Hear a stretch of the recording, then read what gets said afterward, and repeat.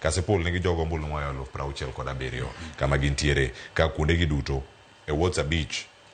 kuonde luto mbulu maromo 142 en geno maro duche makono gidhi bedo kar kae ahinya Kasipul kwarange ka die siasa bende malingling mopondo mantiere iye ka mageni kawuono nyangore lela kose yagne ng'amoyombo e leo machalo kama pogruok madipo ni demienje e kin governor kod jalup mare igeni ombulu ma Kasipul ni omit kendo olit omit nango omit nikech iwacho gani e demokrasia ng'ato ka ng'ato yiene wacho pache to gi siro gino moneno ni ber ne gi chunye to gi pache emomiyo ineno ka Kasipul ka governor Gladys Atieno Nyasuna Wanga ne support candidate mar ODM main Boyd Were to jalupne Joseph Oyugi Magwanga to nye support jachung' kar kende miluongo ni Philip Aroko mano nyiso ni en kuma demokrasia nitie ma ng'ata nyalo timo ang'owa nyalo siro jachung' mora modwaro to kata kamano yiero ma Kasipul ni Cleo kang'iye maber to en yiero ma gidho ema jalamo wacho ni dhi pogo wuon thum to gi jakuo nikech kidok chien king'iyo kaka Gladys Wanga to gi Oyugi Magwanga noyudore e komachiel en gino ma kila ng'ato kuomgi pod nega gi kiawa nikech inyalo paro ni ne nitiere jochung' karibu 6 mane laro kom gavana mar Homa Bay to kane chama mar ODM owacho negi ni koro nyaka gibed piny mondo giwinjre mondo gidhi e yiero ni kaka joka ng'ato noko ni Gladys nikech ene mane miyo kende mane chung' kanyo to nikech bende kanigo gi kogono to party leader mar ODM manosenendo Raila Amolo Odinga nowacho ni ber ka gisiro Gladys Atieno Nyasuna Wanga kaka governor to gikaw Oyugi Magwanga ma bende nosechung' dereyo katemo laro kom mar governor mondo obed jalupne koro kae inyalo wacho ni ne en gino miwacho ni keny mano konga nikech gin jariyo mane nigi mbi gin gimbi ahinya e county Homa Bay kanyo koro ne en keny mokonga ma Kisungi wacho ni marriage of convenience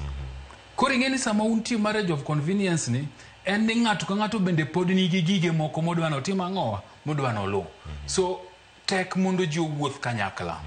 nikech in gi magi to en gi mage so waseyudo ni governor nigi mage to Yugi bende nigi mage ahinya king'iyo korka governor oneno ni newe nafas ni miye nafas mar yiero deputy mare doko yiero Oyugi Magwanga so obende nitiere kuma samoro kobeti to paro ni bedie no miya nafas doka yiero ng'ani mondo timang'owa obed jalupna mano gima nyaka wawachi to Oyugi Magwanga bende wacho ni chama mar ODM ni no maya nafas maberie moloyo mar bedo governor mar kanye mar Homa Bay nikech Oyugi no laro kom ni Gaviti Cypriano magi dhie do keso ng'admne Supreme Court mangiso ni mbi manen godo cha ne pod en gi geno ni komiye thuolo gi chama mar ODM to nyalo timo ang'owa to nyalo bede governor koro chama no chwanye kuom kone ni ooyo in koro nyaka ngibed deputy governor mar Gladys Wanga eka mondo wadhi e gini kamoro achiel mano ng'isi ni gite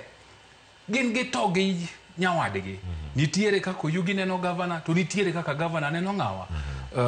Oyugi so emomiyo yiero ni kawuono kodhi kamoro amora ka ng'ama ne Gladys support oyombo tibro wach ni Gladys otimo ang'owa onyoro jalupne nikech ing'eno Oyugi to wuok Kasipul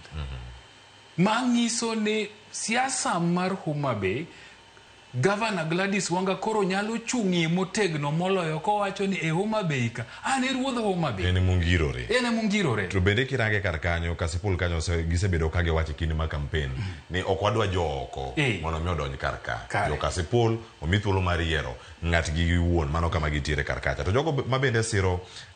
Philip Aroko kaachiel koda ka Boyd Were waseno pogruok mano ingocho nen broad based candidate mane UDA bende oge jachung' margi kar kacha to kirango jogi duond bura anyuola mar UDA kata bichata gi mosepogore diere te jo UDA mantiere kaunti ma Homabay moseyango chung margi kendo gisiro Philip Aroko to jogo man male apis maduong' wiyo kacha Aaron Cheruiyot ka ne ntiere Homabay weekend gima nolero owacho ni wan wantiere ka to wantiere tok Boyd Were gima tie kar ka bende kata UDA bende ma Homabay chadero koro pogore diere mano to kare nikech kata kanyi neno kit ji manyodhi